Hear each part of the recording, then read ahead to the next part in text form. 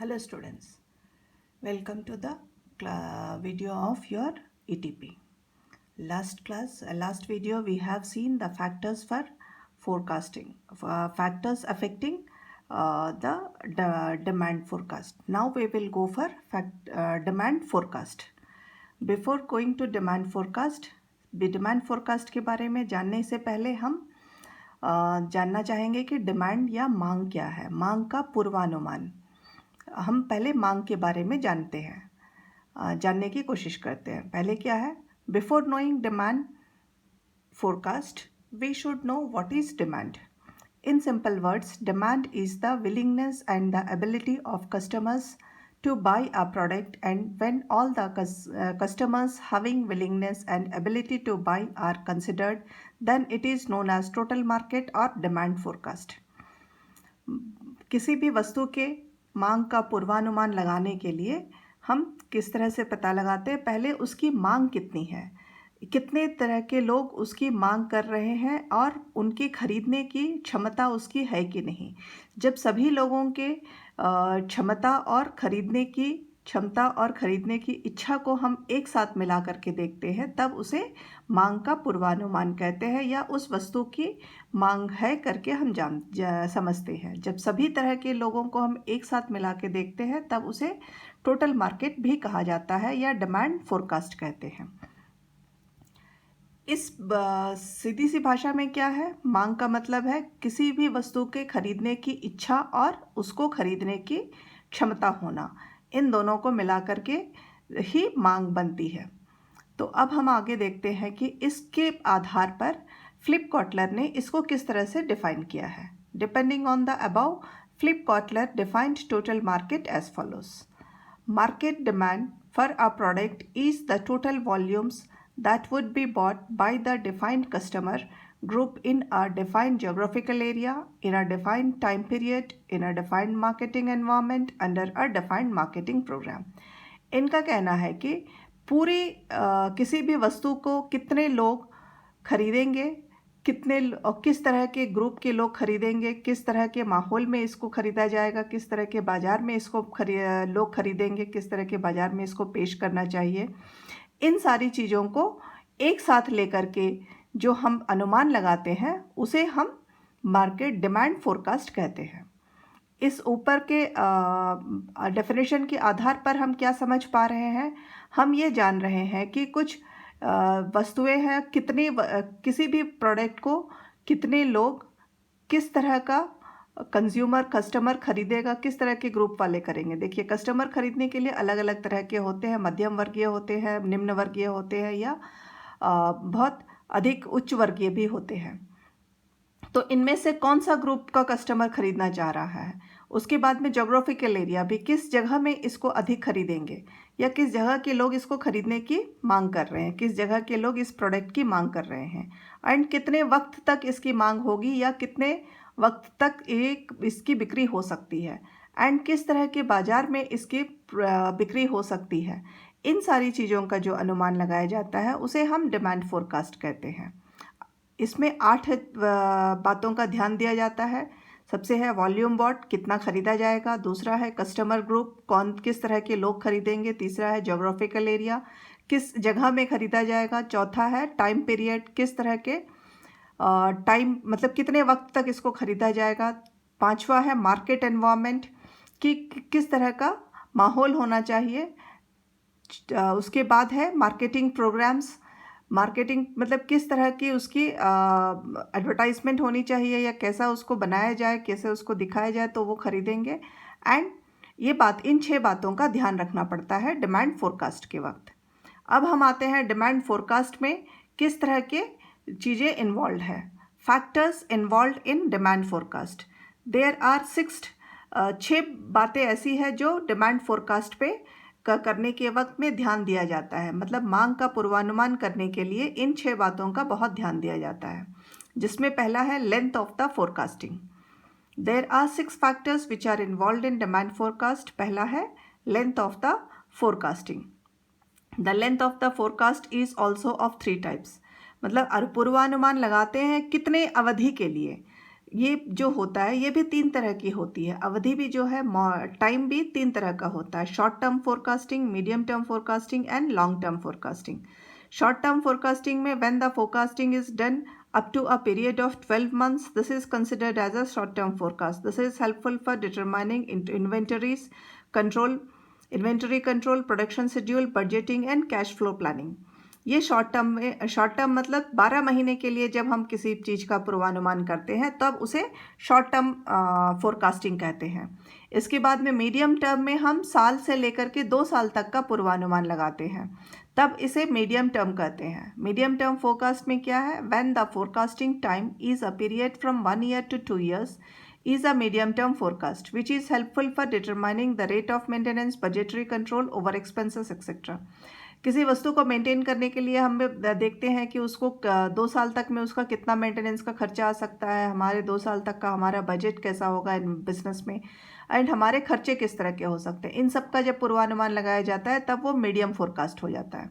इसी तरह long term forecast में 3 साल से लेकर के 10 साल तक का जब हम किसी खर्चे का पूर्वानुमान लगाते हैं प्रोडक्ट के बारे में, तो वो लॉन्ग टर्म फोरकास्ट होता है। This involves a period of 3 to 10 years and is useful to determining capital expenditure, financial requirements etcetera. इस तरह का पूर्वानुमान हम कब लगाते हैं, कैपिटल एक्सपेंडिचर करने के लिए, कि हमारा जो मशीनरी है वो अगले 10 साल तक चलेगा तो उसमें कितना हमको इन्वेस्ट करना चाहिए, या हमारे फाइनेंशियल रिक्वायरमेंट्स बिजनेस की में अगर हम एक्सपेंशन करते हैं या अधिक बढ़ाते हैं तो फर्म लेवल उसको हम उसको फाइनेंशियल तब उसको हम लॉन्ग टर्म फोरकास्टिंग कहते हैं। इसके बाद में हमारा तीसरा आता है level of forecasting. Level of forecasting क्या है, the demand forecasting can be undertaken in 3 different levels. Level किस किस तरह के फोरकास्टिंग, कहाँ पे हमें फोरकास्टिंग की ज़रूरत होती है। सबसे पहला है माइक्रो लेवल फोरकास्टिंग। यहाँ ये उस तरह के बिजनेस में होता है जब पूरी इकोनॉमी को एक साथ लेकर के हम इसका पूर्वानुमान लगाते हैं। किसी प्रोडक्ट को बना रहे हैं तो पूरी इकोनॉमी पे उसका कितना इफेक्ट होगा, इस तरह का जो अनुमान लगाते हैं उसे माइक्रो लेवल फोरकास्टिंग कहते हैं। इंडस्ट्रियल लेवल फोरकास्टिंग कहाँ होती है, जहाँ पे डिफरेंट तरह के ट्रेड एसोसिएशंस जो होते हैं वो इंडस्ट्रियल लेवल की फोरकास्टिंग करते हैं।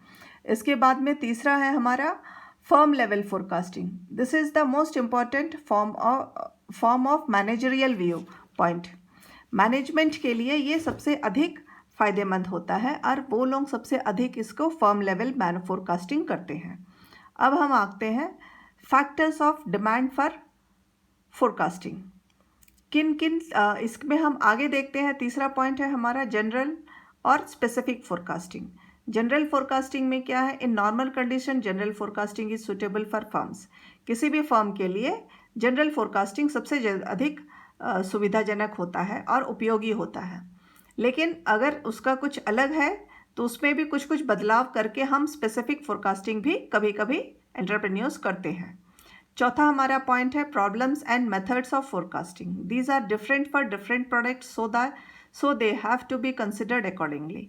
यहाँ पे क्या है, हर प्रोडक्ट के लिए अलग अलग तरह की प्रॉब्लम होती है एंड उसी के अनुसार उनको सॉल्व करने का पूर्वानुमान जो लगाया जाता है वो भी कुछ अलग होता है। जिस तरह से प्रोडक्ट अलग होता है उसी तरह से उसका प्रॉब्लम भी अलग होता है और उसका सॉल्यूशन भी अलग होता है। हर प्रोडक्ट के लिए अलग अलग होता है। इसके बाद में है classification of product. The products has to be classified into consumer goods and producer goods and services. This is an important factor. किसी भी प्रोडक्ट को कंज्यूमर या प्रोड्यूसर गुड्स में अलग अलग बांटना बहुत ज़रूरी होता है, जिसमें economic analysis indicates distinct patterns of demand of each of this in different categories.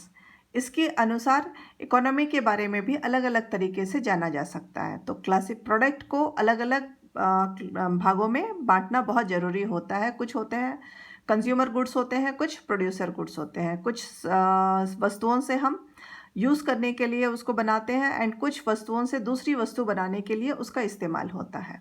तो इन दोनों को अलग करना बहुत ही ज़रूरी है। छठा हमारा है स्पेशल फैक्टर्स।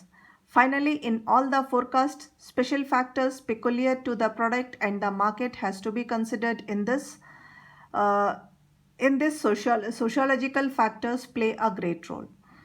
हर प्रोडक्ट के अनुसार उनका अलग अलग तरह का फैक्टर्स होते हैं जो उसको इन्फ्लुएंस करते हैं, एंड उसके मार्केट भी अलग अलग तरह से देखते हुए उस प्रोडक्ट को लेके आना होता है। इस तरह के प्रोडक्ट में बहुत अधिक इम्पॉर्टेंट होता है सोशल फैक्टर्स, मतलब सामाजिक फैक्टर्स जो होते हैं ये बहुत बड़ा रोल प्ले करते हैं। जैसे कि बहुत सारे ये, और इसका सबसे अच्छा उदाहरण है औरतों के कपड़े। जब महिलाओं के कपड़ों के बारे में आप ध्यान देते हैं तो उसकी मार्केटिंग करनी है या उसको बनाना है, तो उसमें सामाजिक जो सुविधाएं होती है या सामाजिक सोशल फैक्टर्स जो होते हैं ये बहुत ज़्यादा उसको इन्फ्लुएंस करते हैं। बहुत उसको देखते हुए ही समाज में अलग अलग तरह के औरतों के कपड़े उसी अनुसार बनाए जाते हैं। अब हम आते हैं पर्पस ऑफ फोरकास्टिंग। फोरकास्टिंग करने की ज़रूरत क्यों है? हमने तो अभी तक कहा कि हाँ, हम वस्तुओं के मांग का पूर्वानुमान कर रहे हैं और उसको हम डिमांड फोरकास्ट कहते हैं। लेकिन पूर्वानुमान करने की ज़रूरत क्यों है? The purpose of forecast differs according to its type as long as short term forecast is concern. Purpose of forecast भी दो तरह का होता है, एक शॉर्ट टर्म फोरकास्ट और दूसरा है long term forecast. Short term forecast में हम क्या क्या देखते हैं? The purpose of short term forecast is as follows: to avoid over and under production. कभी कभी क्या होता है, अगर आप पूर्वानुमान नहीं लगाएंगे तो या तो वस्तुओं का उत्पादन अधिक करेंगे या ज़रूरत से कम करेंगे। अगर वस्तुओं की मांग अधिक है और आपका उत्पादन कम हुआ है तभी आप सक्सेसफुल नहीं होंगे, और अगर मांग कम है उत्पादन अधिक है तभी भी आप सक्सेसफुल नहीं होंगे। अगर आप पूर्वानुमान लगाएंगे तो अब वस्तुओं का प्रोडक्शन करना आसान हो जाता है। उसके बाद में फॉर रिड्यूसिंग कॉस्ट, इसी तरह से किसी वस्तु को बनाने में कुछ खर्चा भी होता है उत्पादन करने में, उन खर्चों से बचने के लिए पूर्वानुमान लगाना बहुत ज़रूरी होता है। इसके बाद में तीसरा क्या है? For determination of price policies. अलग अलग उसके दामों के बारे में भी फाइनलाइज करने में पूर्वानुमान, वस्तुओं का मूल्यांकन का, मांग का पूर्वानुमान बहुत सहायता देता है। आगे है हमारा टू सेट सेल्स टारगेट्स। जब हम वस्तुओं के मांग को देखते हुए वस्तुओं का उत्पादन करते हैं तो बिक्री का भी हम एक टारगेट बना सकते हैं कि हमारा ये 3 महीने ही चलेगा, 3 महीने में इतना प्रोग्राम हमारा प्रोडक्ट बिक जाना चाहिए। इस तरह से आप प्रोग्राम सेल्स का टारगेट सेट कर सकते हैं। पांचवा है for advertising and promotion. Advertisement करने में भी मांग का पूर्वानुमान वस्तुओं का मांग का पूर्वानुमान करना बहुत फ़ायदेमंद होता है। उसके बाद में है to set short term financial requirements. कम वक्त के लिए अगर हमें कुछ फाइनेंस की ज़रूरत होती है तो उसके बारे में जानकारी हम पूर्वानुमान करके लगा सकते हैं। अगर हमें पहले से ही अंदाज़ा हो कि हमारा अगले 3 महीने में खर्चा इतना है तो हम उसके अकॉर्डिंगली ही अपने फाइनेंशियल रिक्वायरमेंट्स को अरेंज करके रख सकते हैं, फाइनेंस को अरेंज करके रख सकते हैं। इसके लिए भी हमारा फोरकास्ट बहुत मददगार होता है। इसके बाद में अब हम आते हैं लॉन्ग टर्म फोरकास्टिंग क्यों ज़रूरत है?